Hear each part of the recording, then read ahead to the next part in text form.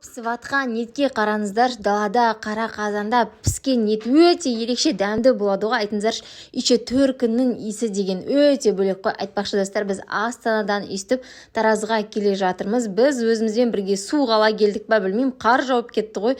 Пойыздан түсе сап өзіме осындай әдемі камзол таңдауға келдім. Осындай тақиясымен, себебі Алла қаласа бізде үлкен той бола жатыр. Соған арнайы осындай костюм алдым. Рахат жері осындай аяққа галешті киіп көршілерді аралап кәдімгідей жүре бересің ғой. Келе сап иттермен, малдармен естіп амандасып кететін әдетім бар.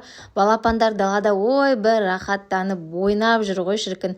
Сосын үйде ет, далада ет, барлық жерде кәдімгідей ет қой, етке Аллаға шүкір от души тойып жатырмыз. Сосын қамырымызды барлығын жайып қойып, мына жақта список жазу болып жатыр. Кім отыратын ана столға, мына столға деп. Залға келсем, сестрамен жездем күшлеп шар жасап жатыр. Күшлеп баннер дайындайтын боламыз. Ең басы өзіміздің қолымызбен достар, жұмыла көтерілген жүк желін деп қазақ бекер айтпайды. Сосын бөлем осындай аккумулятормен бірінші жасап көрейін деп еді. Кәдімде шарымыз үрленбей біраз уақытымызды алды. Айналайында одан да өзіміз ауызбен үрлей берейік дедік қой. Рахмет саған деп бөлеме. Барлығымыз улап шылап сосын шарымызды, яғни шардың арка жасап жатырмыз. Ең басы өзіміздің қолымызбен, сіздер де өз қолдарыңызбен жасайсыздар ма?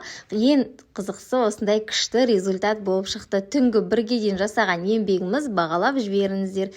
Баннерге ілген результатты кейінірек көрсететін боламын.